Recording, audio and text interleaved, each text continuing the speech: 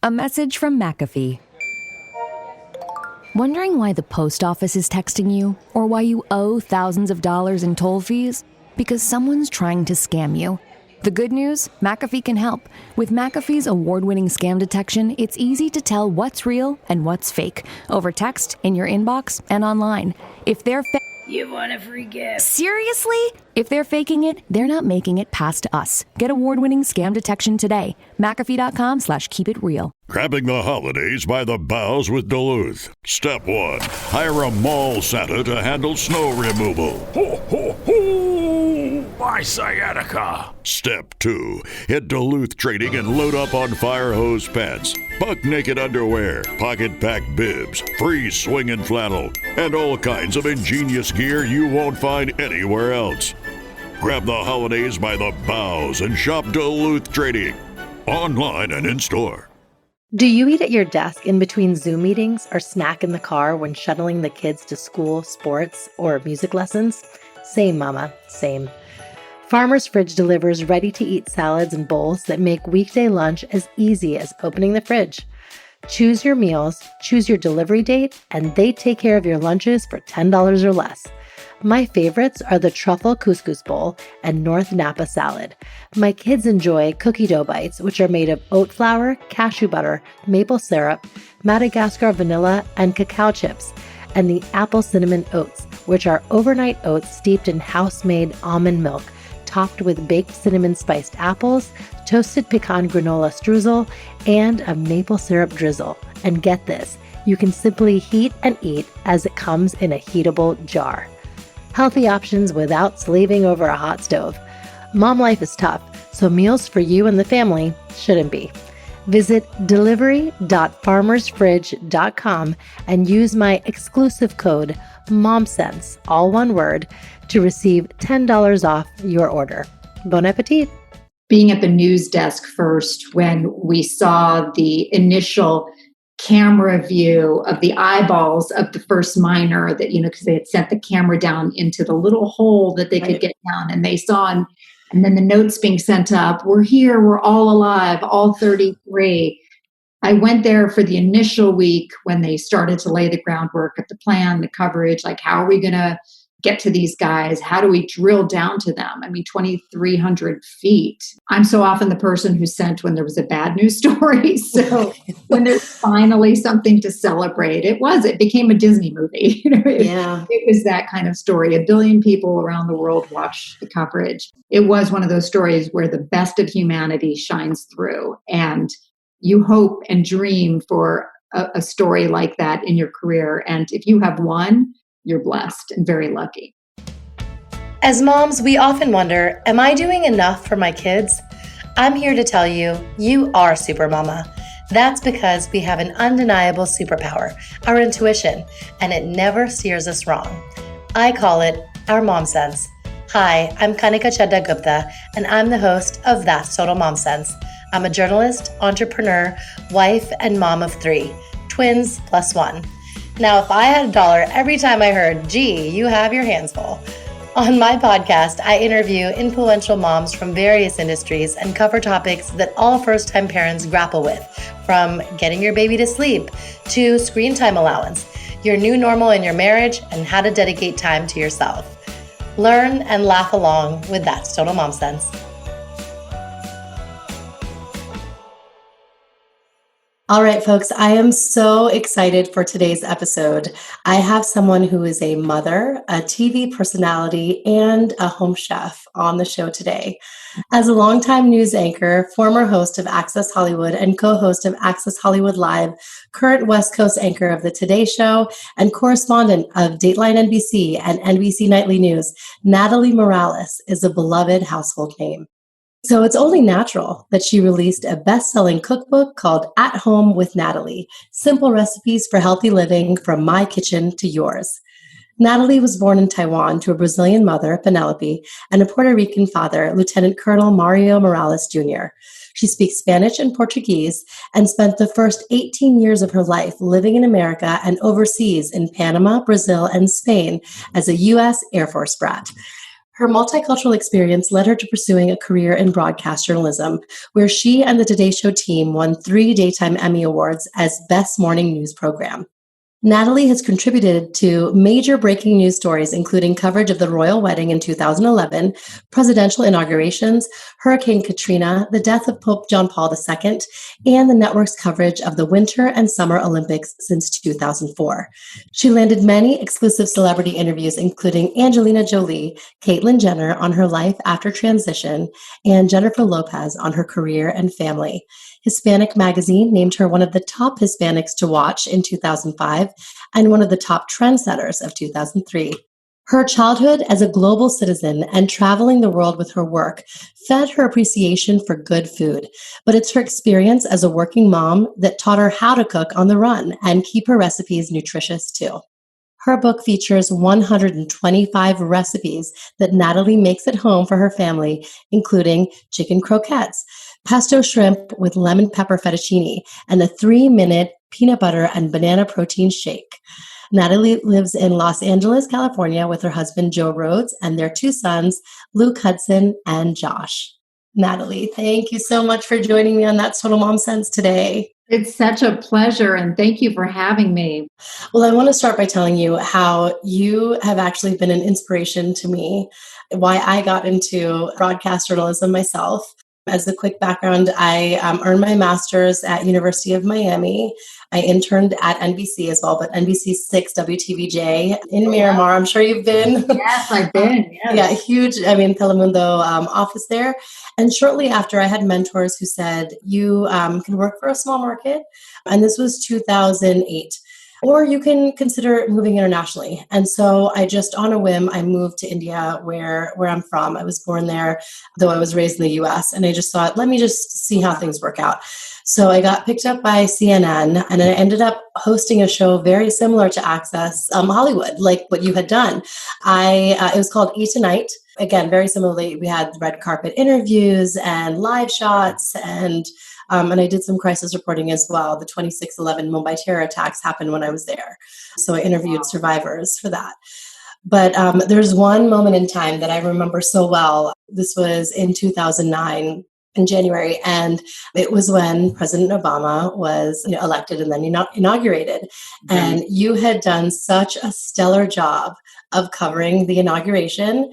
And I rounded up my team, my news director, my colleagues, and I said, "Watch Natalie. This is how it's done." Oh my gosh! Wow, I could barely remember that. I mean, obviously, I remember it was such an incredible day, and it was just so emotional. But we were also caught up in the emotions of it that it was a blur. I don't even remember what I said, but our team, we just had a phenomenal team. And that's, as you know, like the beauty of our jobs are, I think to be able to witness history and experience it firsthand when you're doing a story that is so positive and uplifting, where you really felt hope and change was in the air.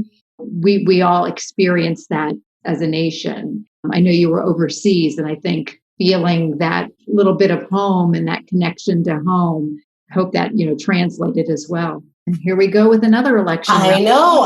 We're embarking on another one. But I want to start from, the beginning, from your childhood, because that's really informed your career and your book that you've released. Tell us what it was like growing up, and that too in a full house. Yeah, I mean, I am one of 3 girls. I'm the middle. No surprise there. They say we're always the ones seeking the spotlight, middle children. I was so fortunate that my father was a career military man, served from the Vietnam War, which is why I was born in Taiwan. He was serving in Vietnam, and our family was stationed in Taiwan. He was able to bring my mother there. And to this day, she says it was one of her favorite places to live, the most amazing experience and people and cultural exchange that she was able to have. So growing up to a Brazilian mom living in Taiwan, and my mom's English is perfect, by the way, but she has a heavy accent. So I think big transition for her, and a military wife, military family, and being able to just travel all over the world. We were really fortunate that my dad had a lot of overseas assignments, Panama during, the years of the Canal Zone, Brazil, where my mom's from and being able to, get to know my cousins and my grandparents and getting to spend all kinds of time with them and really and learning Portuguese, which was key to my upbringing, was being able to really connect with my cultures. And then Spain allowed me to become fluent in Spanish. So, and learn more about my Spanish background and heritage. By my dad's Puerto Rican, but by heritage, we're all from Spain or Portugal or Brazil. So tell us about how you landed your first job, because at the time, I'm sure that you had to have a resume tape. Maybe you had an agent. So how did you go about it and navigate it then? So my career is sort of a roundabout way, because I actually, out of college, I went into banking and finance for 2 years. Oh. Chemical Bank at the time, which is now JP Morgan Chase. I did this management training program, even though I knew my passion was journalism. It's what I majored in, and I had internships in journalism. But I also couldn't find a job that allowed me to live in New York City and would pay me anything in journalism. Right. And it was all, work for an internship. And my family was living down in Florida, in Miami. So I didn't want to go move back home and start out there. So I ended up in banking for 2 years, which was actually an incredible experience and a real world education about how the global economy works. Today, I'm a big stock nut when it comes to like playing the stock market and trying to figure my finances out. So it taught me a lot about, the importance of planning for your future and investing. But it's a long way of saying, after that 2-year program was up, I also knew that I had to really follow my heart and my dreams. And it was always to be a journalist. So I kind of hit the pavement, went looking, and also sent my resume out. At that time, I didn't really have a great tape put together because it's just stuff that I had done in college. Back then, you put a reel together. You literally put a reel together. Yeah, on like a beta cassette. Yeah, on a beta or a VHS tape. And it was, it was very rough. So I ended up getting a marketing job at Court TV, just from an ad in the New York Times. And then while there at Court TV, I got some on-camera experience. They asked me to do a couple of things for like a teen show and put all that together on a better tape. It was getting better quality at that time. And then coincidentally, News 12 The Bronx was launching that year. It was like a year and a half again. Yeah. For TV. And I sent my tape out. And I remember at the time speaking to the head of programming at Court TV. And he said, Natalie, you've got a future in this if you want to do this. He's like, I could totally see you. Like, you should be already in like market 30 somewhere, but you just got to go for it. He's like, what do you see yourself doing? He's like, I give you 6 months. If you don't find a job on air, then you're always going to be working behind the scenes and you're going to feel somewhat frustrated. You're going to be working in marketing and doing the things that you'll enjoy it, but it's not your passion. Right. So I took that as my kick in the booty. And put my booty into gear. And then with that, I really launched my search and ended up at News 12 The Bronx, which was a great experience, learning on the fly. We shot our own video, edited, produced. I was the first morning anchor there. So it was a real learning experience all around. We called it boot camp because it really was boot camp. Yeah. Before we launched, and we learned how to do everything. And I have to say that was truly the most incredible education I could get as a newbie reporter launching in the #1 market in New York. Yes. By way of the Bronx. What better experience? I mean, I figured if I could survive that and excel at that, which I did, then I could pretty much go anywhere. And then from there, I ended up 2 years later in Hartford, Connecticut, where I spent 3 amazing years really building my career as the morning anchor there. And then from there, MSNBC wanted me. And the rest is history. MSNBC to NBC, Today Show, and there you go. That is incredible. Yeah. Journalists kind of have to kind of reckon with is when disaster strikes, the individuals that are heading into the eye of the storm or into a war zone, they're the first responders and they're journalists. Has that ever scared you? I have to honestly say, I've been lucky that I haven't really covered war zones. I was asked to go to Afghanistan, but I never actually ended up going. I covered it stateside instead from, MSNBC. But I've been there for disasters, natural disasters, Hurricane Sandy. Back then it was Superstorm Sandy when it hit our shores. near us in Jersey, and also in the city. I was reporting live during all of that, and then the aftermath of that. And so overall, I will say my experience has not been dark or scary, but my colleagues who have been there following Haiti's earthquake, for example, or the Japanese earthquake and tsunamis and the tsunami in Southeast Asia, I think those are the experiences that are truly haunting and they stay with you. Obviously, I covered 9/11 as a local reporter in Connecticut and talking to family members. And then also 6 months later, I was already recruited to MSNBC and interviewed some of the families of the victims as well. So I think that's the hardest part more than anything else, is the loss of life and speaking to people who are still grieving or are learning of the loss of their loved ones. That is the most horrific part of our jobs. You covered Mumbai and the terror attack there. Those are scary moments for sure, but it's what follows it's the horror that something like that could happen, and that, it did happen and that there was no stopping it. I want to highlight one of my favorite and memorable breaking news stories that you did, which was the Chilean mining accident in 2010. There were 33 men that were trapped at 2,300 feet underground, and they were rescued after 69 days. So what was it like being on ground with the family members who were anxiously waiting? What's going to happen? This was such a good news story, all the way around. Like, I remember being at the news desk first when we saw the initial camera view of the eyeballs of the first miner that, because they had sent the camera down into the little hole that they could get down, and they saw, and then the notes being sent up, "We're here, we're all alive, all 33. And from that moment, I was like, I have got to get to Copiapó, Chile. I've got to cover it. I'm the only Spanish speaker in our group. I lived in South America. I've been to Chile. I'm like, I have to get there. I have to experience this. I have to cover it.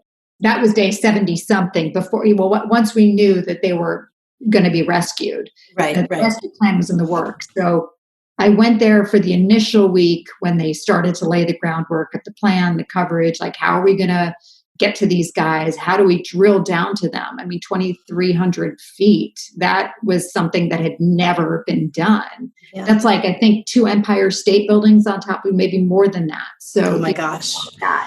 Then I went back. I was there for a week, covered it, started to, you get to know the families. That's the important part of our job, is you sort of, if you're going to be there for quite a while, you got to lay the groundwork, figure out the logistics, and start working with the people who are going to be involved in the recovery effort. But we knew it was going to be a long haul. And so I went back to New York. We continued to follow the story. And then 2 weeks before, they were like, okay, they're starting to really put everything in place for the rescue. Let's go. And I was like, send me. So I went back for the last 2 weeks, and it was amazing, to be able to be. I'm so often the person who's sent when there was a bad news story. So when there's finally something to celebrate, it became a Disney movie. It was that kind of story. 1 billion people around the world watched the coverage. And it was truly remarkable to see the best of humanity coming together.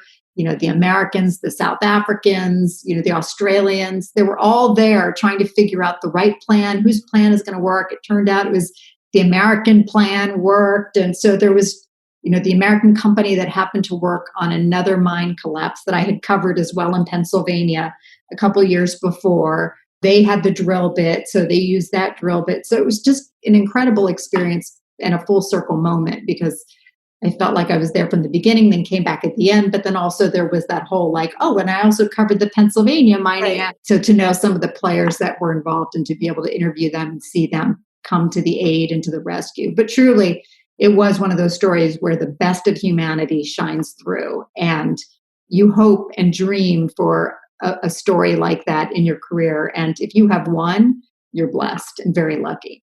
And now, for a quick break, brought to you by my brand sponsor, Homer. Hi, this is Kanika Chadha-Gupta, founder and host of That's Total Mom Sense. I'm Stephanie Dua, president and co-founder of Homer. And this is At Home with Homer.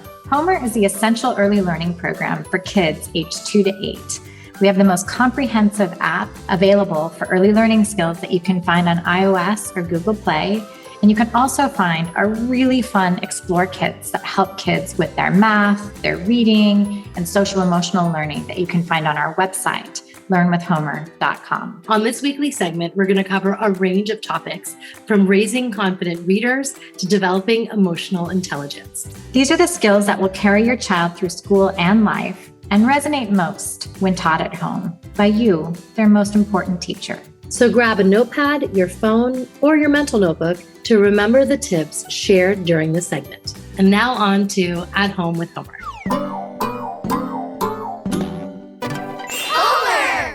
This segment is Summer of Play. Summer is here, but it feels different from any other summer. Typically, summer break is a time to travel, enjoy the sunshine, spend time with friends and family. However, this year, we aren't really clear on how to spend our summer, and is it safe to even travel? Should we use this time to catch up on schoolwork? Should we take summer school classes? Or is it just time for play and a time to recharge? What do you think, Stephanie? All families are having these questions, mine included, and I think that on the heels of the pandemic, everything does feel and look different. So your summer plans last 2 years ago are not going to be your summer plans this year. Here's what I like to think for families. There are really 3 things to think about. One is you have to understand context. Kids are coming out of a really structured environment with school and going into a very unstructured environment in the summer. So the advice I like to give to parents is 3 things. One is focus on getting into nature. It's really important, especially with kids who have been in their rooms, on Zooms, tethered to a computer. It's really important just to get out and play, even in the simplest ways possible. That can be a park, that could be your backyard, that could be riding a bike, whatever that is, but just kind of getting outside, I think is really important for the soul. The second thing is really encouraging independence and a bit of downtime. Again, kids have been sort of in this odd environment of being on a computer and being with people, but not with people. And so I think that the summer can be really a nice time for kids just to play and really develop that sort of muscle of playing independently, which kids don't always get an opportunity to do, but it's really important for their overall health. And then finally, a lot of studies have shown the importance of children having jobs around the house. And it's easy for parents to think, well, they had so much to do during school and now the summer is time to do nothing, right? Just to relax. But I actually think that's a mistake. And in fact, having small jobs, even that a 2 or a 3 or 4-year-old can do during the summer, folding their clothes, setting the table, pouring the water at dinner, sweeping the floor after dinner, something very, very simple, provides both routine and structure, but it also develops those life skills that kids need really to develop from a very, very young age. So those are the 3 things I like to say. 1, get into nature. 2, really don't forget about independent play and downtime. And then 3, really making sure that kids have some structure, some jobs that they can do over the summer. I like to frame it for children, it depends on the age of the child, but you're part of a community, right? And so we all have to take our part in that community. Many people don't think about it this way, but play is really learning. Like our friend Fred Rogers once said, play is often talked about as if it were a relief from serious learning. But for children, play is serious learning. Play is really the work of childhood. We hope you enjoyed this week's At Home with Homer segment. To download the app, visit learnwithhomer.com/momsense, MOMSENSE, to receive your very own 60-day free trial. Your kids are going to love playing the games, watching the visual stories, and more. Adobe Acrobat Studio, so brand new. Show me all the things PDFs can do. Do your work with ease and speed. PDF Spaces is all you need. Do hours of research in an instant with key insights from an AI assistant. Pick a template with a click. Now your prezzo looks super slick. Close that deal? Yeah, you won. Do that, doing that, did that, done. Now you can do that with Acrobat. Now you can do that with the all-new Acrobat. It's time to do your best work with the all-new Adobe Acrobat Studio.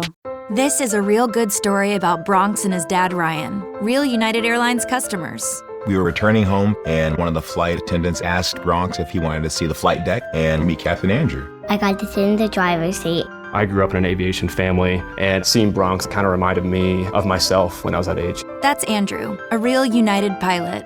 These small interactions can shape a kid's future. It felt like I was the captain. Allowing my son to see the flight deck will stick with us forever. That's how good leads the way. Now, back to the interview.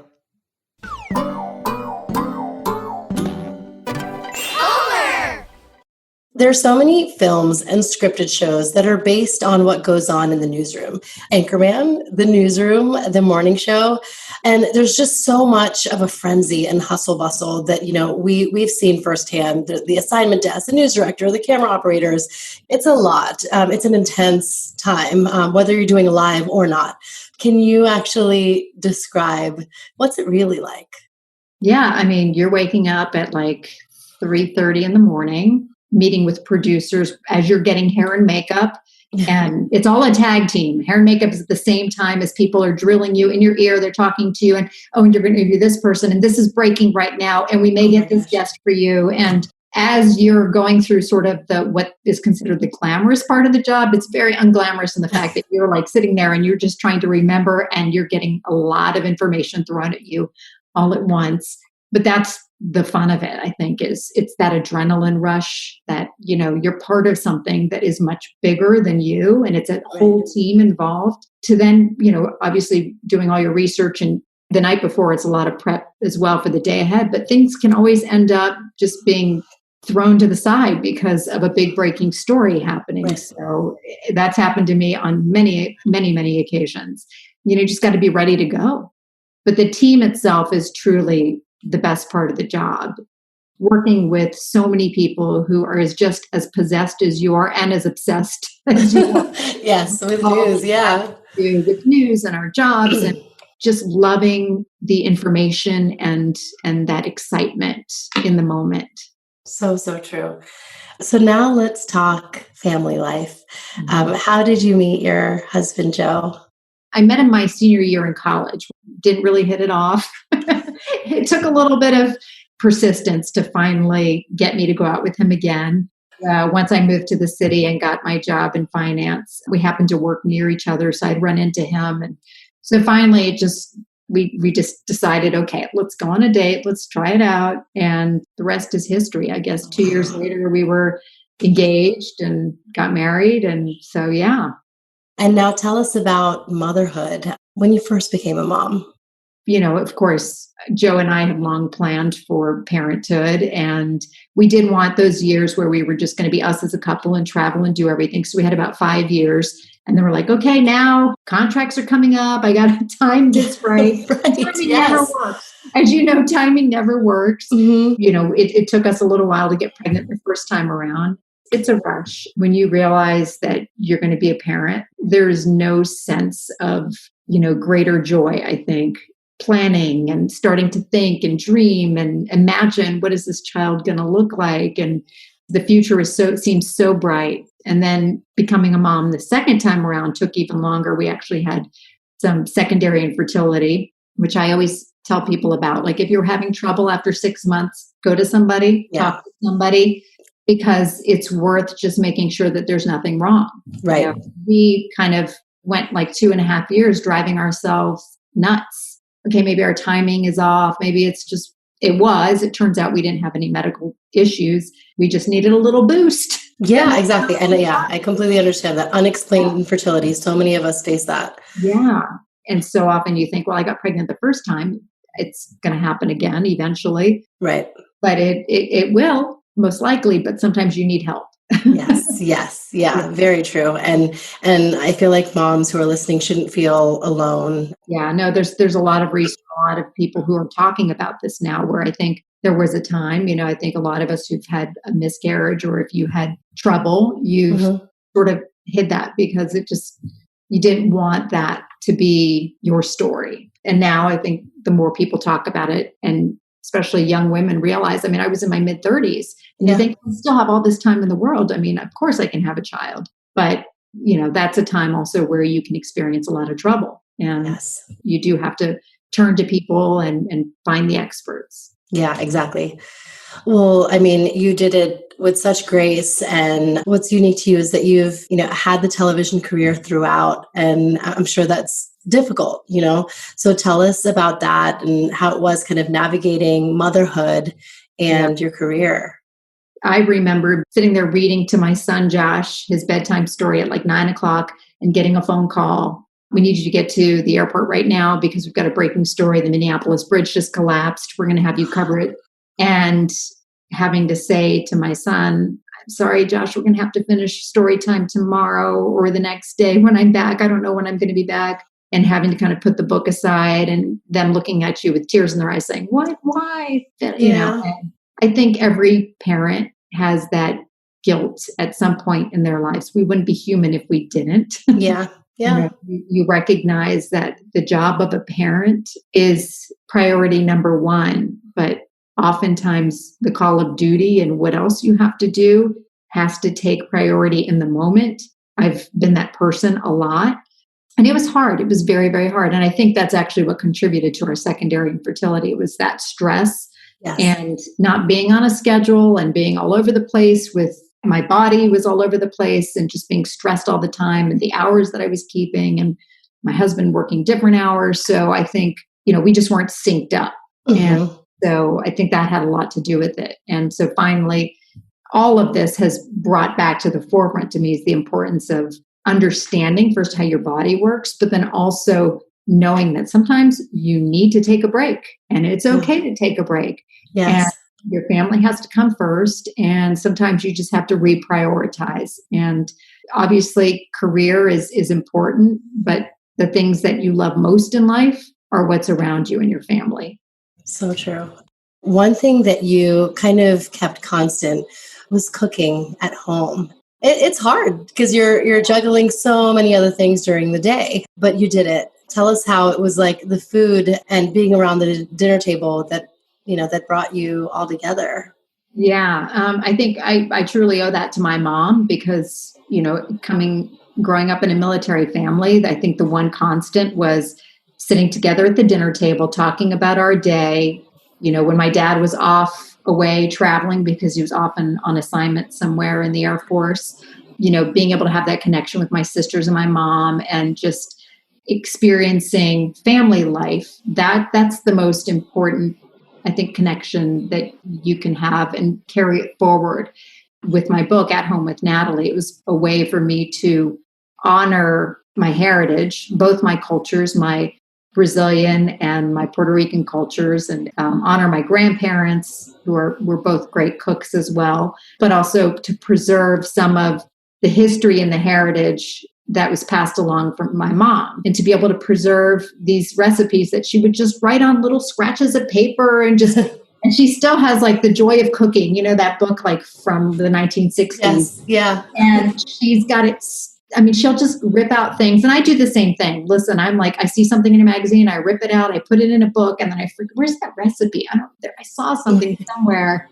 Or Pinterest. I have like a Pinterest feed and I've got all these like, I'm going to make this, chicken dinners and all of that. And then I always forget to check and see what it was that I wanted to make. This is a way for me to put a collection together of memories, but also our traditions and our history in the form of our meals. The sense of taste and smell. Those are the senses that I think most bring things home to you. Yes. If you think about like, what is something that your mom makes, for example, Kanika, that you always like say, oh, like that takes me home in a second. Yes. So it's an Indian dish called halva. It's made from semolina and it's like a cream of wheat. It's something that my grandmother taught her, but it's semolina, milk, some cardamom. Oh my gosh, it's such a healthy, hearty, it's like a cereal, and it melts in your mouth. It's delicious. That makes me feel like I'm at home. Right, and even just smelling that, I'm sure it's like smell cardamom, and it probably makes you think of home. So, yes, yeah, yeah. So that, you know, to me, it was really about that connection and wanting to give that to my kids. And, you know, I think now during the pandemic, I think that's the beauty of where we are right now. I mean, at least we are able to sit down as a family every night, whereas before it was always rushed because Josh would be getting back from sports late and, you know, it was always homework and all of that. It was very rushed. Now we've had this time to kind of sit down at the dinner table and to really enjoy each other's company. And, listen, I don't make a home cooked meal every night. I don't want but I do a lot of hacks, and I do, there are a lot of things that you could use that are takeout, but make it your own. Yes. Yeah. Throw some extra veggies and ingredients in. Absolutely. There's no reason to take something from the Trader Joe's hot food area and then just add stuff to it. And there you go. Yeah, I love that you say that. Tell us some of your favorite recipes for your kids and your husband to enjoy on the go. There are a lot of great snack items. There's hummus that my husband absolutely loves when I make it. It's so easy. I mean, it's literally a can of garbanzo beans, chickpeas, olive oil, a little garlic, some spices, and paprika, salt, pepper, you name it. Lots of olive oil, pine nuts, whatever you want to add. Add roasted red pepper. It's amazing. I love that. My boys, there was a time where I was making anything that was would give them instant energy. So I created this coconutty power balls out of dates and Ezekiel cereal. You can use any cereal for that matter, but it was a way, and some chocolate cocoa powder. It's a way to really kind of give them a nutritious snack, but also give them, bite-sized boost and not feel guilty about I'm giving them a lot of sugar, because it's really the dates that are the sugar. Right. And then smoothies are always great. I've got lots of smoothies in my book, At Home with Natalie, from my banana peanut butter smoothie to my everyday green smoothie. Those are things that I make for myself, pretty regularly. Yes, I'm loving them too. I feel like that, it's just a great boost in the morning. And, when you kick off your day with something healthy, then you don't want to mess it up. Right. That's so true. And I think that's the key. I break down and have some chocolate or whatever. I'm like, oh, I just messed up. Exactly. Yeah. And yeah. When you started off right, you're like, okay, I'm not going to cheat today. Not many people know this, but you are a triathlete, which is truly incredible. In 2014, you ran the Boston Marathon, and you raised over $70,000 for victims of the Boston bombing. And you've also been on American Ninja Warrior, raising funds for Red Nose Day and child poverty. How is that something that's also constant in your life, just working out and running? Well, that's my therapy. Are you kidding me? That's my time to myself. I love that. I think that's so important. I mean, I think if there is some advice to moms and to parents in general, it's you got to make some time for yourself. I mean, listen, I know that if I feel good, I'm a much better mom. And for me, it's more feeling good up here than anything else. Yes, I want to work my body to look good, but it really is, as I said, it is the therapy aspect of it. When I go for a run, I mean, I can just get my thoughts in order and just feel like I can take on the world. I can sort through all these problems, and I come back and I'm like, oh, it was that easy. And all it took was a 3-mile run. That's incredible. Yeah, it's true. That's your uninterrupted time. Yeah, it's my uninterrupted time. And if it's just a walk with the dogs, even my husband and I have been doing a lot of walks with the dogs. When the kids will come along with us, we have to force them half the time because, they're tweens and teens. That's walk around here. Every occasionally they'll oblige and come along with us to the beach or something. But it's that connection again, being able to connect with yourself, connect with your spouse, with your animals, just getting out there. So as you know, the show is called That's Total Mom Sense, and it's a fun pun and play on words. So could you tell us, about an anecdote or point in time where you trusted your mom sense? I think one particular incident when Josh was probably was my oldest, 9 months old. He was learning how to walk and run at the same time, because that's how he learned how to walk quickly and then run soon after. Oh, wow. And my husband decided, he had one of those, those little post office, Fisher Price post office carrier, little toys. So my husband was taking him down the sidewalk and they were running. Meanwhile, I was at the gym, and all of a sudden at the gym, I'm on the treadmill, and I was like, I don't know what it is, but I got to get home. I just felt weird. I'm like, I just got to go home and check on them. Yeah. Sure enough, I walked through the door, and my poor son had a giant egg on his head, big scratch down. His whole front of his nose was totally scraped off. And I'm telling you, it was already brown, with a scab on it. The poor thing. My husband, Hoboken is notorious for its buckled sidewalks. Right. And they were running with this little post carrier cart and hit the sidewalk. Joe flipped on top of Josh, face planted. Shoot. Poor Josh. It was like the worst thing. I mean, he was still shaking and sniveling when I got home, and it was Poor like thing. And that's young, 9 months old. Like he was a baby. I mean, he might have been like 10 months. Yeah, old. but yeah. He was already at that point walking and running. But it was one of right. those things where my gut said something doesn't feel right. And I know my husband is responsible. Right. I gotta get back and fix this. Oh my goodness. Wow. I never let him live that one down because my a little scrape. You could see like a scar scrape on his nose. Oh my goodness. Let's not forget our quote of the day. Is there a quote that you live by? Inhale the future, exhale the past. Inhale the future, exhale the past. I'm not really good at meditation, but that's something I can get, and I can use that because I feel like we're at this moment in time where we really need to be in our thoughts and in our head and need to work things out. And a lot of us, you just want to get rid of the negative thoughts or the past thoughts and just start dreaming about the possibilities of the future. Yes. Yeah. And that's so use that. Be sure to remember. Yeah. I will. Yeah. It's now time for Mom Haul, when we share products we love. Is there any product or app, organization, really anything that you want to share with the listeners? The Calm app.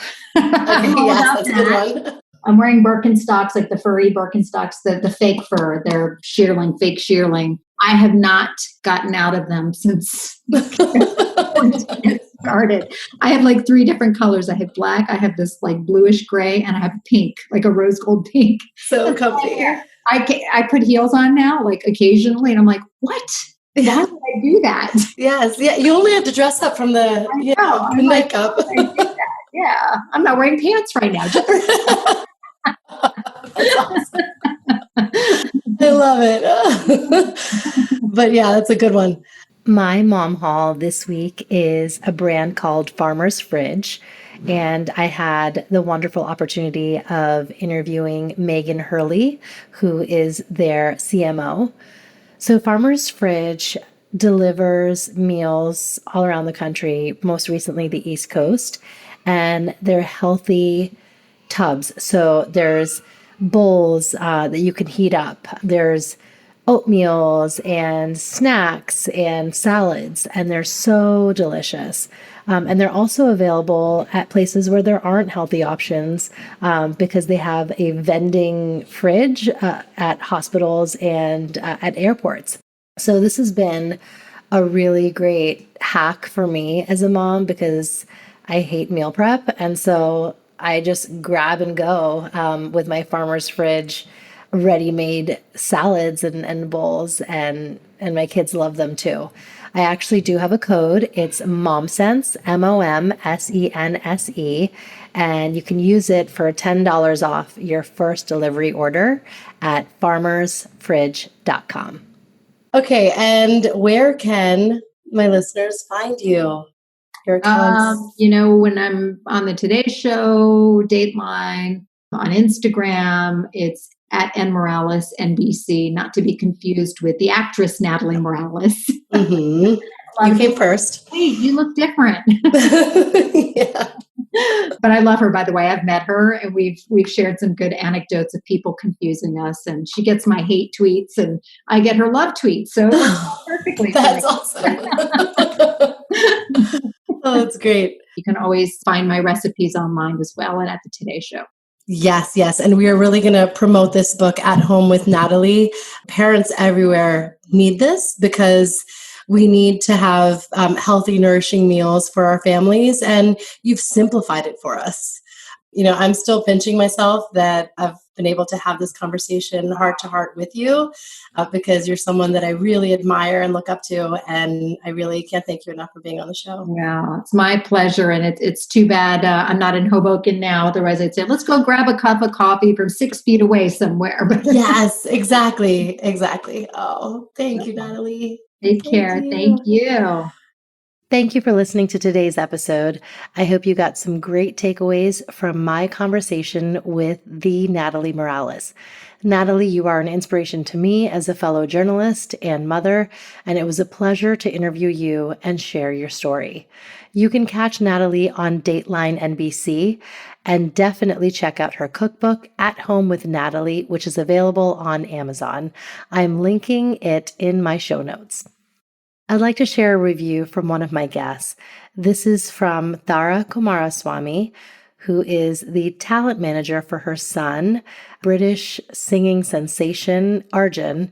And she says, Kanika's warmth and genuine interest move the interview forward so effortlessly that it is easy to lose sight of how much thoughtful preparation underpins her questions. Thank you so much, Thara, for such a lovely testimonial. It was a joy to interview you and Arjun as well. Tune in to other episodes and blog posts on my website, that'stotalmomsense.com, and write to me at that'stotalmomsense@gmail.com. Remember, always trust your mom sense. Stay strong, supermamas. See you next time. That's Total Mom Sense.